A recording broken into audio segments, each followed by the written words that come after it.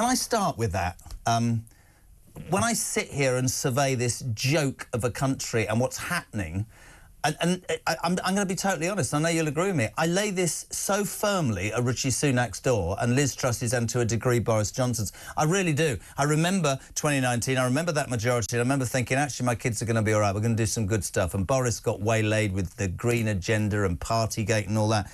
This man, these people... This is... I remember 79, I said it for months. This is appalling, Steve. I mean, today, he sent a surrender squad of civil servants to Brussels, for Christ's sake, despite the referendum, as we all knew, because he wants to rejoin the EU, doesn't he? Absolutely. Well, on that point, this is Groundhog Day. You know, my phone lit up this afternoon looking for speculative comment to criticise a deal which the government hasn't done yet. I mean, this is Groundhog Day. The whole nation was desperate to move on in 2019. That's why Boris got such a huge majority to get Brexit done.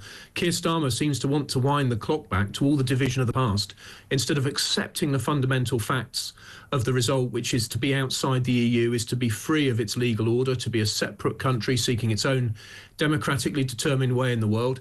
And it does appear that he wants to take us back under the EU's legal structures, and it's ridiculous. It's, I'm afraid, going to lead to much more political chaos, much more division, and the only person who will really benefit from any of this is Nigel Farage, and not in a good way, because Nigel would end up, even if he were Prime Minister at the next election, which I very much doubt, he'd end up having to unwind all this stuff again. It would just mean the whole Brexit drama, psychodrama, going on for a decade more, and that is not what this nation needs. It's a terrible trajectory that Keir Starmer's chosen. I remember interviewing Peter Kyle, and he let slip a couple of years ago, oh, not at the moment. And I said it repeatedly. But I'm going to ask you a question because you're in a far better position to answer this than me.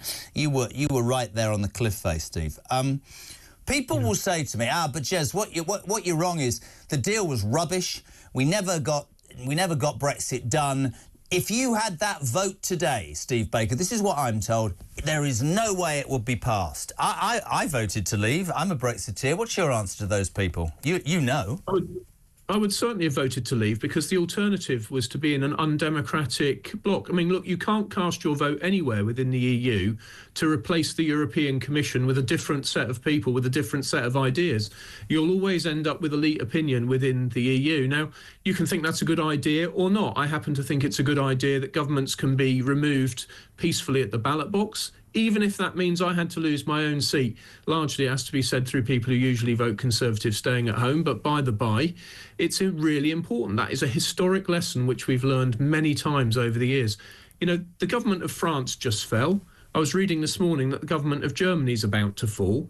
The government of Italy is led by a lady who no doubt has her great merits, but who is generally regarded as being slightly uncomfortably right-wing. I mean, people who want to rejoin the EU really do need to stop and take stock and say, is that where they'd really want to go back first? And second, do they respect democracy or not? And I'm afraid it increasingly looks like people don't. Only yesterday, we acceded to something called the Comprehensive and Progressive Trans-Pacific Partnership. What is it? It's a new way of doing free trade, but crucially, without political integration. So you can continue to be a democracy, but do free trade. Well, we've joined this Pacific Rim deal. That means it's now a global platform. We might draw the United States into joining it. Other nations like South Korea might join it. This holds out the tantalizing possibility of having a new way of doing free trade without political integration. That's the way that the world should be going, not clinging on to the wreckage of the European Union and giving us all endless political chaos for another decade. It's a stupidest thing that Keir Starmer could be setting out to do, and extremely unwise. It's interesting for me. I mean, you make the point about Europe. I mean, whatever anybody says about Trump, I believe there'll be a moment like that in this country. He did what he said he was going to do, and I don't agree with a lot of what Donald Trump is and says. But basically, American people in middle America, i.e. north of Watford Gap, were saying we're interested in the price of petrol and food, and we're fed up with not being able to get the services our taxes pay for in our country because our country has been, taken over, if you like, to a degree. Now, I happen to believe that's a really salient point. Starmer, I mean, Boris called it barefaced lies. What does he imagine? What does he imagine is going to happen? Europe's going to the right. Trump's getting elected, and us? Oh, brilliant. The people who had the balls to stand up and say we're going to leave, we're going to make those free trade deals, and I would have thought, I don't know, but right now it's a great chance to get a free trade deal with the Anglophile that is Donald Trump. No, we're going to go down this route. I mean, listen, I was cynical about the Labour Party, but can you imagine in your lifetime, or even think back to anybody who has been as rubbish and as badly received? Today was voted 60% of the electorate in this poll said he's the worst Prime Minister in modern history, Steve. That says nothing about what your party left, by the way. I've got to be honest, it doesn't, does it? The reality here is that he is extremely unpopular. That means it's really quite likely that with such a broad but thin majority, he could easily lose the next election. Well, the Conservative Party had better be ready, and Reform had better decide what they want to see happen at that election, because what we need is to create a country that works for people. Because in your remarks just then, you hit on the salient point, and I'm really glad I came on to hear you say it. The world's not working for people, and it is the world, whether it's North America or great swathes of Europe. The world's not working for people, and I know why it's not working. It's in all the economic history and the data. Too much money has been promised to older people, and now we haven't got the younger people to pay for those promises.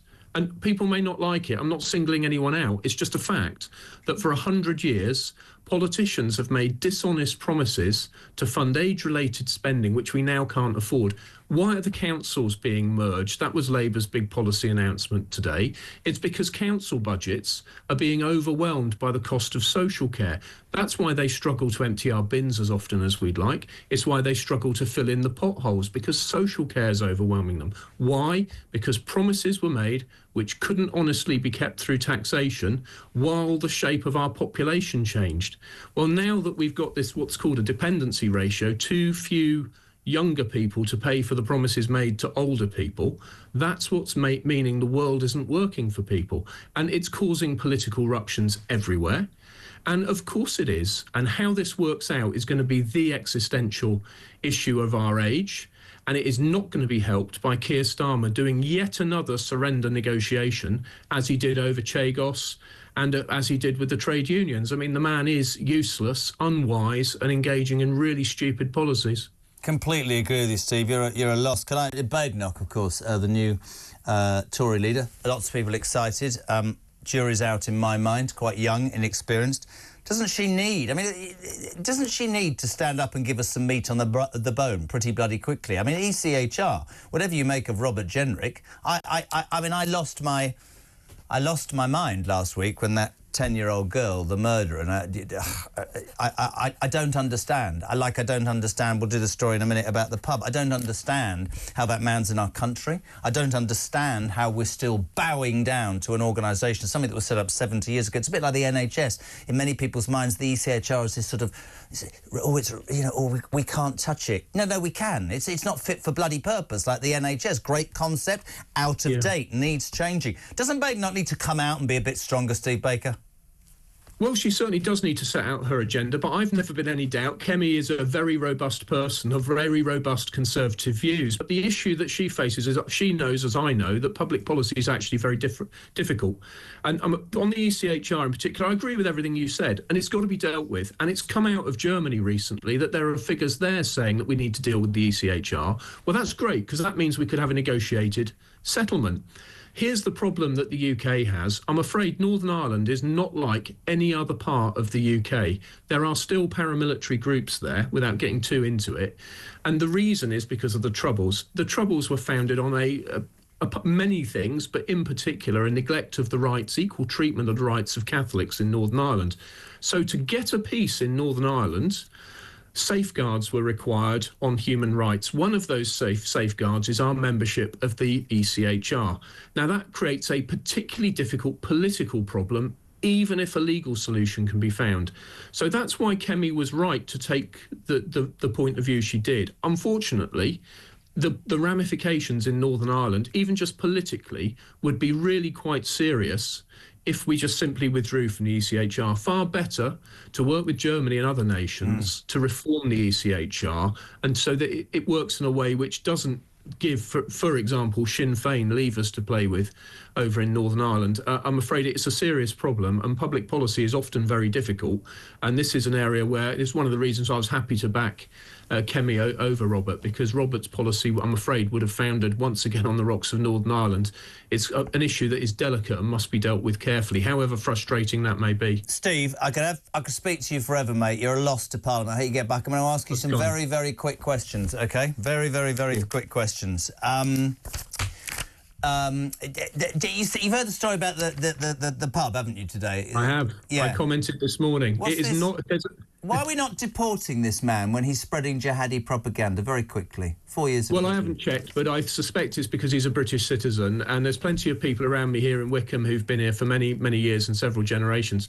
But look, I've said before this morning, and I'll say it again, there's a time for cultural sensitivity, and this story is not it. That pub is about 25 minutes away from me over my shoulder, and I plan to go there for a pint later in solidarity with the landlord. 500 years of history doesn't get overturned for somebody who has criminal convictions for spreading jihadi propaganda, and I'm certainly going to go and have a pint with the landlord tonight if he'll have a drink with me. Well, he will, because I've got him on at 6:30 to get you a freebie. Would you ever join Reform?